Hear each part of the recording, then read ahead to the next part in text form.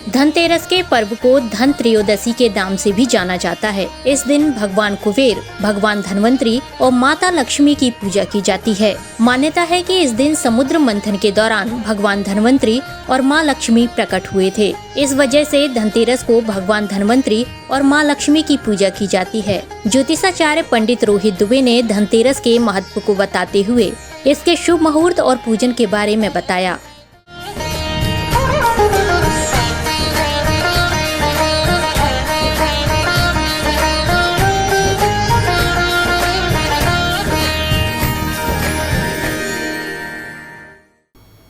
नमोस्तु अनंताय सहस्त्रमूर्तये सहस्त्रपादाक्ष शिरोर्भावे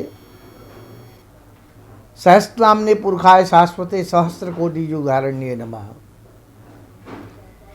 दीपमालिका पर्व 5 पर्वों की एक माला है। यह माला अंधकार से प्रकाश की ओर बढ़ने की प्रेरणा देता है। तमसो माम ज्योतिर्गमयः। वैदिक काल से चला आ रहा यह पर्व दीपमालिका का आशय यही है कि तिम्रम हरन्ति थी, जो अंधकार को हरण करे, भगवान राम के माध्यम से हो, भगवान धन्वंतरी के माध्यम से हो, भगवान विष्णु के माध्यम से हो। यह विशुद्ध सत्य और आनंद की खोज का पर्व है, अमृतत्व की खोज है और यह पूर्ण भी होती है। धनतेरस का जो पर्व है, कार्तिक कृष्ण त्रयोदशी को हमारे यहाँ धनतेरस कहा गया है, जिसमें भगवान धन्वंतरी अमृत का कलश लेकर प्रकट हुए और इसी के साथ साथ सायंकाल में, प्रदोष काल में, गोधूली काल में भगवान धन्वंतरी के साथ यम के पूजन का भी विशेष विधान है। चूँकि यह पर्व भगवती लक्ष्मी से जुड़ा हुआ है। स्वर्णाम हिममयी लक्ष्मीम जात वेदो मावह। तो इस दिन लोग नए बर्तन, चांदी के पात्र और उसके साथ साथ स्वर्ण आभूषण के साथ साथ विलासता सामग्री की भी खरीद करते हैं। प्राचीन काल में केवल सोने चांदी का ही उपयोग होता था, लेकिन वर्तमान समय में चाहे वह कोई रसोई की सामग्री हो, और इस दिन महिलाएं सुहाग और श्रृंगार की सामग्री भी खरीदती हैं।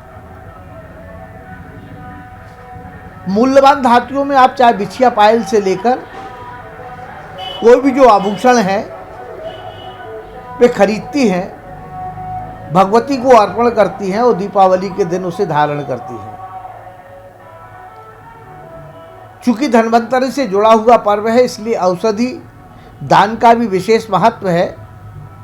यह पर्व मध्याह्न 1:44 से प्रारंभ होगा और उसके साथ साथ अलग अलग लग्न है, तो मध्याह्न 3:17 से तक, और उसके पश्चात मध्याह्न 3:14 से 5:59 तक, और शाम 6 बजे से लेकर 8 बजे तक अत्यंत श्रेष्ठ मुहूर्त इसमें कहे गए हैं। इसमें इंद्र, कुबेर और यम के लिए विशेष करके ग्रह के बाहर दीपक रखने का विधान है। और यही एक कार्तिक मास की एक विशेषता यह भी है कि प्राचीन काल में लोग व्यापार के लिए निकलते थे तो लोग आकाशे दीप दानम, आकाश में दीप लगाते थे। उसके पीछे केवल रहस्य यही था कि लोग उसके माध्यम से अपना मार्ग पहचान लें कि गांव किस दिशा में है, और इसलिए परंपरा आज भी चली आ रही है। पंचदिवसीय दीपोत्सव के दूसरे दिन नरक चतुर्दशी का पर्व मनाया जाता है। ज्योतिषाचार्य पंडित रोहित दुबे ने बताया कि इस दिन को रूप चौदस भी कहा जाता है। इस दिन प्रातः काल उपटन लगाकर स्नान करने का विशेष महत्व है। भगवान श्री कृष्ण ने नरकासुर राक्षस की कैद से 16,100 कन्याओं को मुक्ति दिलाकर सभी को समाज में सम्मान दिलाने के लिए सभी कन्याओं से विवाह किया था। इस दिन 14 प्रकार के यम के निमित्त तर्पण करने का भी विधान है।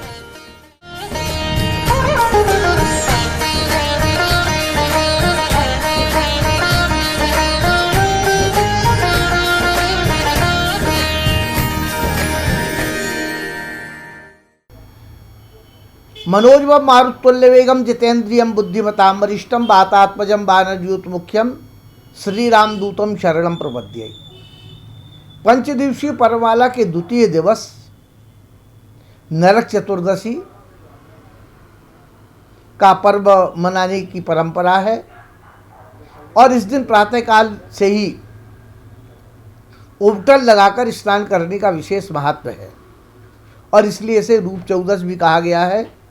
श्रीमद् भागवत महापुराण के माध्यम से यदि विचार करके देखें तो भगवान कृष्ण ने नरकासुर या भौमासुर से 16,100 कन्याओं को, महिलाओं को उसके चंगुल से छुड़ाया था और भगवान ने उसे मुक्त कराकर, उनके पास कोई साधन नहीं था तो उन्हें सबको अपना आतिथ्य प्रदान किया और ऐसी भी मान्यता है कि सबके साथ भगवान ने स्वयं विवाह किया और वह जब दैत्य मरा नरकासुर, इसलिए इसका नाम नरक चतुर्दशी भी रखा गया। नरक चतुर्दशी के दिन एक विशेष महत्वपूर्ण बात यह है कि 14 प्रकार के जो यम हैं उनके निमित्त तर्पण करने का विधान है। यमाय नमः, धर्मराजाय नमः, मृत्यवे नमः, अंतकाय नमः इत्यादि मंत्रों के सहित उनके निमित्त एक घर के बाहर चतुर्वर्ती दीपदानम, 4 बत्तियां लगाकर चौमुखा दिया बनाकर उसको घर के बाहर रखा जाता है और प्रकाश किया जाता है कि जिससे और अपने पितरों से प्रार्थना की जाती है कि गोत्रंडो वर्धनताम, पितरों से प्रार्थना करके कि आप हमारे यह जो हमने प्रकाश किया है आप हमारे परिवार में सुख समृद्धि की वृद्धि करें। और इसी के साथ धर्मशास्त्रों की ऐसी मान्यता भी है कि कार्तिक कृष्ण चतुर्दशी के दिन सायंकाल मेष लग्न में हनुमान जी महाराज का जन्म हुआ था। यदि अब आप बात करेंगे चैत्र शुक्ल पूर्णिमा को क्या हुआ था तो ये कालांतर में है, मतांतर से है, लेकिन आज भी दक्षिण भारत में हो या उत्तर भारत में कार्तिक कृष्ण चतुर्दशी को सबसे ज़्यादा महत्व दिया गया है हनुमान जी के जन्म को लेकर। उसके पीछे भी ये तर्क यही है कि दूसरे दिन चूँकि अमावस्या थी और अमावस्या के दिन ही सूर्य ग्रहण होता है तो भगवान हनुमान जी महाराज ने प्रातःकाल सूर्य को ग्रसित देखा, उनको बड़ा सुंदर सुंदर फल के समान लगा और उन्होंने जाकर उसको अपने मुख में रख लिया और जब मुख में रख लिया चारों दिशाओं में हाहाकार होने लगा और जब इंद्र को पता चला कि छोटे से बालक ने सूर्य को मुख में रख लिया है और जब आकर इंद्र ने इनकी थोड़ी पर वज्र का प्रहार किया तो सूर्य तो निकल कर भाग गए और इनकी हनु तिरछी हो गई। तब से इनका नाम हनुमान पड़ा। लेकिन इनके पिता वायु ने अपना सारा का सारा काम बंद कर दिया जिसके कारण सारे ब्रह्मांड में त्राही त्राही मचने लगी। तो हनुमान जी के पास सारे के सारे देवता, ब्रह्मा विष्णु महेश जितने भी देवता थे सारे के सारे आकर हनुमान जी के पास उन्होंने आशीर्वादों की झड़ी लगा दी